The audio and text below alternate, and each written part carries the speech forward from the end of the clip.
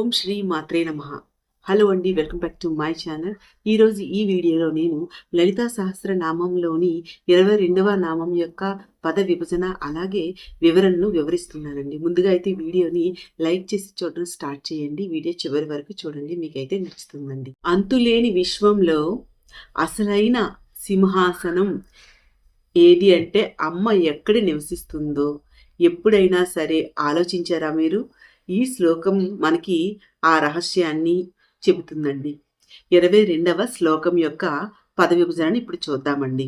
22వ శ్లోకము సుమేరు శృంగ మధ్యస్థ శ్రీమన్నగర నాయిక చింతామణి గృహంతస్థ పంచబ్రహ్మాసన స్థిత. ఈ శ్లోకంలో మనకి 4 నామాలు ఉన్నాయండి. 55వ నామము సుమేరు శృంగ మధ్యస్థ, 56వ నామము శ్రీమన్నగర నాయిక, 57వ నామము చింతామణి గృహాంతస్థ, 58వ నామము పంచబ్రహ్మాసన స్థిత. ఈ 4 నామాలు కూడా 8 అక్షరాలు గల నామాలండి. ఫస్ట్ 55వ నామము సుమేరు శృంగ మధ్యస్థ. ఈ నామాన్ని సుమేరు శృంగ మధ్యస్థ లేదా సుమేరు మధ్య శృంగస్థ అని కూడా చదవచ్చండి. ఎలా అయినా చదవచ్చు. సు అంటే ఉత్తమమైన, శ్రేష్టమైన, గొప్పదైన. మేరు అంటే మేరు పర్వతమున. శృంగ అంటే శిఖర పైభాగము అని అర్థం. మధ్య అంటే మధ్యన. స్థా అంటే ఆసీనురాలయుంది. అమ్మ సుమేరు పర్వత మధ్యలో నివసిస్తుంది అని ఈ నామం యొక్క అర్థం అండి. మేరు పర్వతం సర్వలోకాల మధ్యలో అంటే విశ్వంలో ఉన్నటువంటి అన్ని లోకాలకి మధ్యలో అత్యున్నతమైన భౌతిక పర్వతం అండి. ఇది సువర్ణమయమైన పర్వతం. ఖగోళ శాస్త్రం ప్రకారం సౌర వ్యవస్థకు సూర్యుడు కేంద్రమైనట్లు పురాణాల్లో ఈ భౌతిక విశ్వానికి కేంద్రం మేరు పర్వతం అని చెప్పబడిందండి. ఈ మేరు పర్వతాన్ని కొందరు హిమాలయాల్లోని కైలాస పర్వతము లేదా హిమవత్ శ్రేణిగా కూడా భావిస్తారండి. ఇంకొంతమంది దీన్ని హిమాలయాల మధ్యలో ఉన్నటువంటి మానస సరోవరంగా కూడా చెబుతారండి. ఇది భౌతికంగా ఉంది అని అర్థమండి. అయితే అసలైన మేరు అనేది మనకి కనిపించే పర్వతం కాదండి. అది ఆ సుమేరు పర్వత శిఖరం మధ్యలో అమ్మ ఉంటుందండి. అంటే సర్వలోకాలకు కేంద్రమైనటువంటి శక్తి అని, అది విశ్వానికి కేంద్ర బిందువు అని, ఇంకా శక్తి ఆవిర్భావ స్థలము అని భావిస్తారండి. ఇది ఈ నామం యొక్క అర్థం అండి. ఇంకా మేరు అంటే అక్ష మధ్యము, విశ్వానికి కేంద్రము. అంటే ఒక చక్రం తిరగటానికి మధ్యలో ఉండే ఇరుసు, ఆ మధ్య కడ్డీ అవసరమండి. అలాగే ఈ విశ్వం అనే చక్రం తిరగటానికి ఒక కేంద్రం ఉంటుందండి. ఆ కేంద్రమే మేరు పర్వతం. ఇంకా చెప్పాలి అంటే శరీరాన్ని ఒక చిన్న విశ్వంగా చూస్తే ఆ మేరు మన శరీరంలోని వెన్నెముకలో సుషుమ్నా నాడి మార్గం అండి. ఇక్కడ మనలో శృంగం అంటే శిఖరం. ఏమిటా శిఖరం అండి? సహస్రార చక్రం. అది సహస్రదళ పద్మం అంటే 1000 రేకులు కలిగిన కమలం. అక్కడ అమ్మ కొలువై ఉంటుంది. ఇది ఆధ్యాత్మిక తత్వ అర్థమండి. అంటే అమ్మను మనం భౌతికంగా చూస్తున్నాము, లోపల కూడా చూస్తున్నాము. అదే సుమేరు శృంగ మధ్యస్థ అని అర్థం. తర్వాత నామము శ్రీమన్నగర నాయిక. శ్రీమన్ అనగా మంగళకరమైన, ఐశ్వర్యప్రదమైన. నగర అంటే నగరమునకు. నాయిక అధినేత్రి, పరిపాలనాధికారి అమ్మ శ్రీమన్నగరము అనే దివ్య నగరానికి అధికారిని. శ్రీ అంటే లక్ష్మి, ఐశ్వర్యం, కాంతి, శోభ, దైవిక శక్తితో నిండిన నగరము. ఆ నగరము ఒక దివ్యమైనటువంటి స్థలము. అక్కడ లలితాదేవి నివసిస్తూ ఉంటారు అని అర్థము. అదే శ్రీనగరము లేదా శ్రీపురము. ఇదేదో సాధారణ పట్టణం కాదండి. ఇది సముద్రాల కంటే, భువనాల కంటే కూడా, దివ్య లోకాల కంటే కూడా అగ్రస్థానంలో ఉందండి. సువర్ణ కాంతులతో మెరిసే ఆ ఆకాశం అండి. సుధాసాగర మధ్యలో ప్రకాశిస్తున్నటువంటి ఒక మహోన్నతమైనటువంటి నగరం కనిపిస్తుందండి. అదే శ్రీ విద్యా నగరం, శ్రీనగరము లేదా మణిద్వీపము అంటారండి. ఎంతో మణిద్వీప వర్ణనను 32 శ్లోకాలకి చదువుతూనే ఉంటామండి.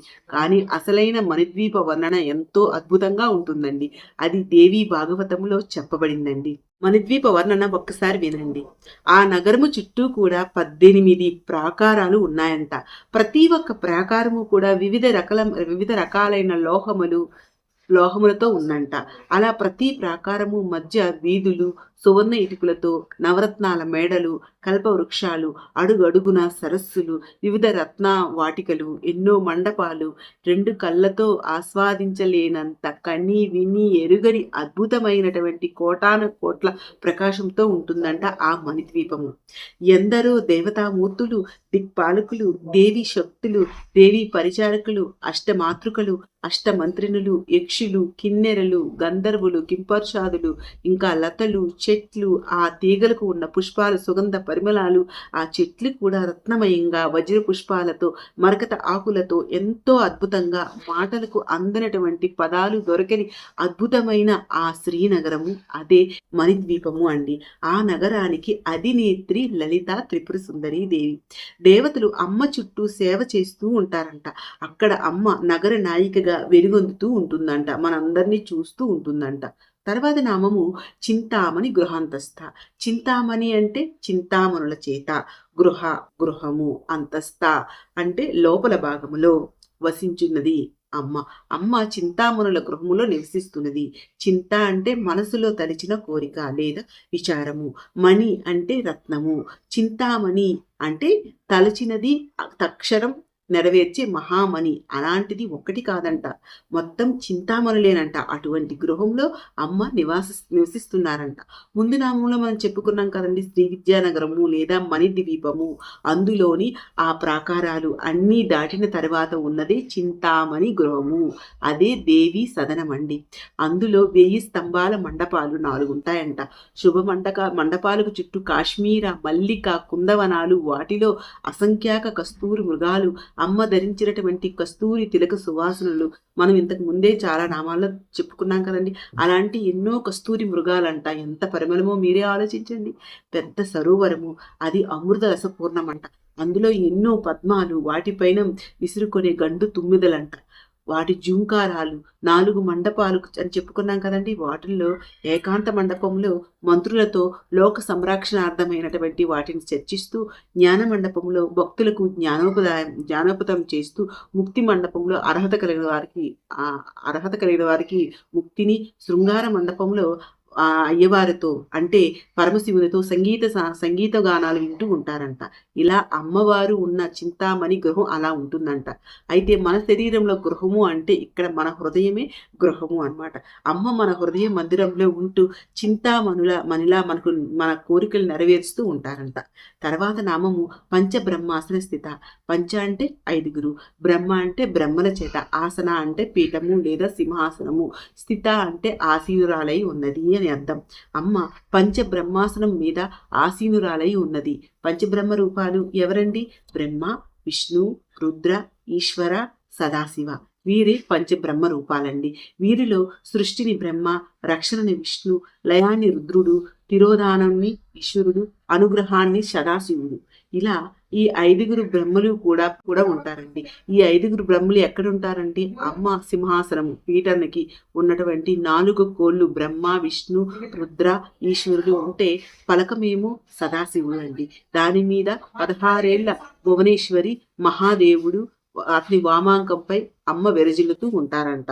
శ్రీమాత శ్రీ భువనేశ్వరి. ఆ శక్తుల మూలము వీరందరికీ కూడా అధిపతి అయినది అమ్మే అనమాట. ఇంకా చెప్పాలి అంటే అమ్మ పంచబ్రహ్మలు వారి మీద ఆధారపడకుండా కూడా వారినే తన సింహాసనానికి కోళ్ళుగా చేసుకొని ఆసీనురాలై ఉందని అర్థమండి. సో చూశారు కదండి, ఈ శ్లోకం మీకు అర్థమైంది అనుకుంటున్నానండి. మీకు శ్లోకం కానీ నచ్చితే, వీడియో కానీ నచ్చితే ప్లీజ్ అండి లైక్ చేయండి, షేర్ చేయండి, నా ఛానల్ని సబ్స్క్రైబ్ చేసుకోండి. ఓం శ్రీ మాత్రే నమః.